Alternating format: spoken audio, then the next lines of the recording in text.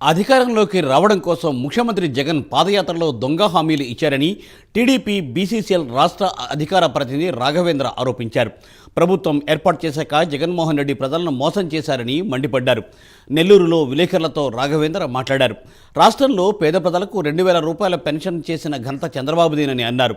4.5 ఏళ్లలో జగన్మోహన్ రెడ్డి పెంచింది కేవలం 750 రూపాయలు మాత్రమేనని రాఘవేంద్ర ఆగ్రహం వ్యక్తం చేశారు.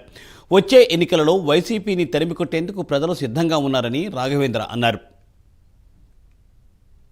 తేవడమే కాకుండా పెన్షన్ ఎవరైతే తీసుకుంటున్నారో వాళ్ళు రాష్ట్రంలో ఎక్కడున్నా సరే బయోమెట్రిక్ ద్వారా పెన్షన్ తీసుకోవచ్చు అని కూడా చంద్రబాబు నాయుడు గారు ఆ రోజు చెప్పి రాష్ట్రంలో ఎక్కడున్నా పెన్షన్ ఇచ్చాం. కానీ ఈయన అధికారంలోకి వచ్చిన తర్వాత ఇతర ప్రాంతాల్లో ఉండే ఎవరైతే పెన్షన్దారులు ఉన్నారో వాళ్ళని పెన్షన్ తీసుకోనియకుండా వాళ్ళని పెన్షన్కు దూరం చేయాలని ఆ లబ్ధిదారులని ఇబ్బంది పెట్టడం కోసం 15 కిలోమీటర్ల లోపల బయట ఉంటే వాళ్ళకి పెన్షన్ ఇవ్వడంట. అటువంటి వాళ్ళు ఎవరైనా ఉంటే పోయేసి కలెక్టర్ ఆఫీస్కి పోయి పెన్షన్ తీసుకోవాలంట.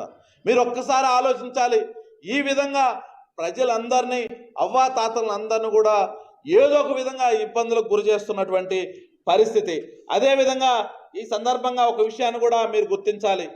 పెన్షన్స్ విషయంలో నేను ఇప్పటి వరకు ఏదైతే చెప్పానో 2,000 పెన్షను 1,000 రూపాయలు ఉన్న 200 నుంచి 1,000 రూపాయలు చేయడం కానివ్వండి, 1,000 రూపాయల నుంచి 2,000 చేయడం కానివ్వండి, వీటన్నిటితో పాటు కూడా వృద్ధులకి, వితంతువులకి, ఒంటరి మహిళలకి 2,000 నుంచి 2,000 రూపాయలు పెన్షన్ చేశాం. అదేవిధంగా దివ్యాంగులు ఎవరైతే ఉన్నారో వాళ్ళకి 3,000 రూపాయలు పెన్షన్ చేసిన ఘనత కూడా నారా చంద్రబాబు నాయుడు గారిదే. అదేవిధంగా ఆంధ్రప్రదేశ్ రాష్ట్రంలోని గిరిజనులకి, కల్లుగీత కార్మికులకి, డప్పు కళాకారులకి, మత్స్యకారు సోదరులకి, అదేవిధంగా చెప్పులు కుట్టుకునే వారికి కూడా 50 ఇయర్స్ ఎవరైతే దాటుతారో వాళ్ళందరికీ కూడా పెన్షన్ ఇచ్చినటువంటి ఘనత తెలుగుదేశం పార్టీది, నారా చంద్రబాబు నాయుడు గారిది.